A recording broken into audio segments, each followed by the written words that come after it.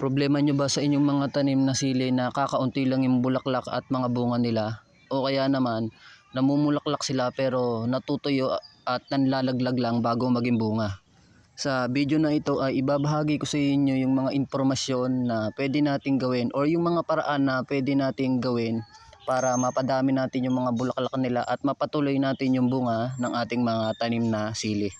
Kaya tapusin nyo sana ang video na ito mga idol dahil mahalaga rin yung impormasyon na ibabahagi ko sa inyo tungkol dito sa ating mga tanim na sili.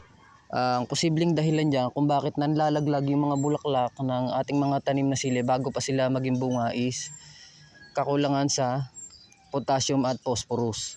Yung phosphorus at potassium kasi mga idol ay napakahalaga noon para sa flower and fruit development ng ating mga tanim kahit anong klaseng tanim.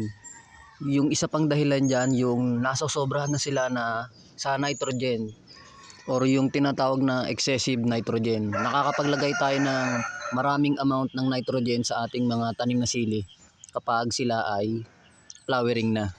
At yung isa pang dahilan mga idol, yung plant stress or yung heat stress. Dahil sa mainit na panahon, mainit na temperatura, kaya sila nanlalaglag or yung nanlalaglag yung mga bulaklak ng ating mga tanim na sili. Yung para na pwede natin gawin dyan mga idol or yung para na gusto kong ibahagi sa inyo is yung pag-apply ng balance fertilizer or yung complete fertilizer mga idol. Maglagay tayo ng pataba dyan sa palibot ng pinakapuno ng ating mga tanim na sili. Halimbawa ito yung puno ng sili, palibot lang dyan mga idol yung paglalagay ng pataba. Side dressing or yung padileg, pwede natin gawin yon mga idol dyan sa sili.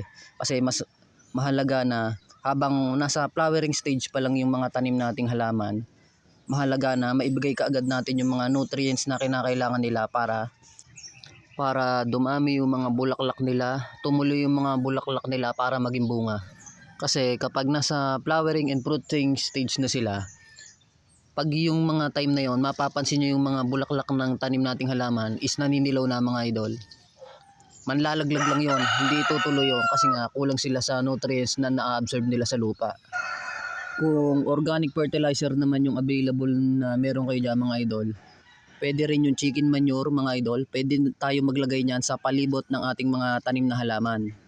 Dapat siguraduhin natin na tuyo yung ilalagay nating chicken manure dyan mga idol para hindi na siya maghahakot ng mga insekto or ng mga sakit sa ating mga halaman. Kasi pag sariwa yung ilalagay natin dyan na chicken manure, maghahakot lang yun ng mga insekto na pwedeng makasira sa ating mga tanim.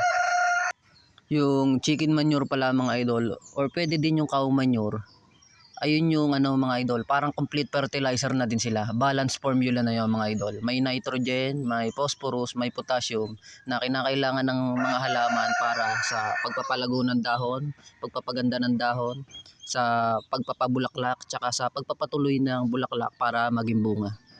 Kaya mahalaga rin yung kahit chicken manure man lang na meron kayo is pwede tayo mag-apply niyan dyan sa paligid ng ating mga tanim na halaman.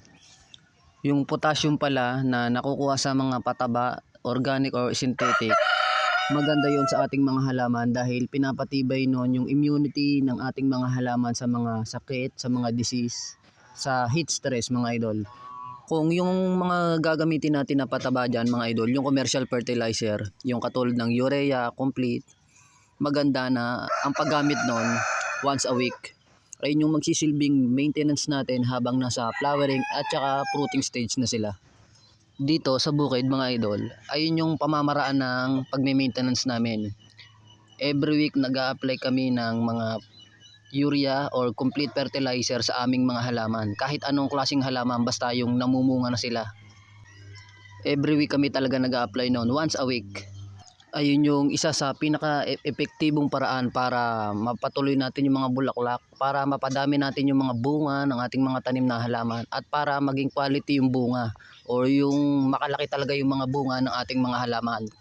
Yung iba pang paraan para mapadami natin yung bunga or para maparami natin yung bulaklak, para mapatuloy natin yung mga bunga ng ating mga tanim na sili or ibang halaman, pwede tayo dyan mag-spray ng fermented fruit juice, fermented plant juice, or yung kalpos. Yung mga yon is organic liquid fertilizer. Ang purpose noon is pang-spray sa mga dahon ng ating mga tanim katulad nitong sili. Pwede rin sa kamatis, sa talong, basta dyan sa mga ganyan na mumunga. At maidagdag ko lang pala, mahalaga na makapag-pruning tayo dyan sa lower part ng ating mga tanim na halaman para ma-improve yung air circulation dyan sa ilalim na yan. Mahalaga kasi na makadalo yung hangin dyan sa baba or sa taas ng ating mga tanim kasi nakakatulong yon sa pagpopollinate ng ating mga halaman, yung mga bulaklak nila. Yung pore pollination kasi nagiging sanhi din yon para hindi tumuloy yung mga bulaklak ng ating mga halaman or hindi sila maging bunga. Kakulangan sa mga pollinator, sa bubuyog, and yung walang maayos na airflow mga idol, nagiging sanhi yon para manlaglag yung mga bulaklak ng ating mga tanim at hindi sila maging bunga or hindi sila tumuloy na maging bunga. Kaya napakahalaga din ng pagpupruning, yung pagtitrim ng ating mga halaman. Nakakatulong yon para sa maayos na daloy ng hangin dyan sa paligid niya. Pwede din tayo maglagay ng mga organic na pataba dyan, yung chicken manure, yung mga pinagbalatan ng gulay, ng mga prutas, yung mga nabubulok mga idol, yung mga compost sa palibot ng mga puno. Ito pala yung tanim kong native na sili. Ito yung siling labuyo na original mga idol. Native dito sa Pilipinas yan. Almost a year nang nakatanim yan mga idol. At kung mapapansin nyo hanggang ngayon, namumunga pa sila kahit yung mga dahon niya maliliit na. Marami pa silang bunga. Dito lang din nakatanim yan sa bukid, sa taniman namin.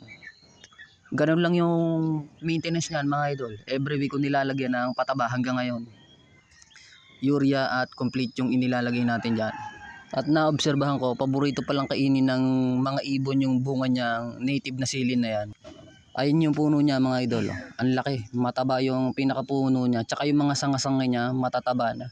Almost a year na talaga yan dyan na nakatanim. Marami nang nabulok na organic fertilizer dyan sa paligid niya mga idol. Yung mga pinagbalatan ng gulay, mga prutas, yung mga nabubulok na dayami, dyan na nabulok yon sa palibot ng puno ng sili na yan.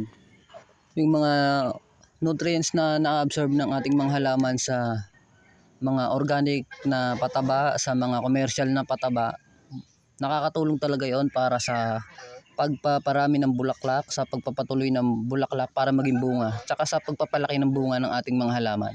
Yung sobrang pagdidilig sa halaman, pwede rin maging sanhi yon para yung mga bulaklak is manlaglag, yung overwatering. Kaya dapat ma-maintain natin na yung pagdidilig is sakto lang mga idol. Overwatering kasi is nakakapagdulot ng stress sa ating mga halaman. Ganon din kapag yung kakulangan sa pagdidilig na i-stress din yung ating mga halaman. Mas mabilis silang maaapektuhan ng heat stress. Kaya pwede natin silang diligan kahit araw-araw basta yung hindi natin sila lalawain. Lalo na kapag sila ay nakatanim sa ground or direct sa lupa.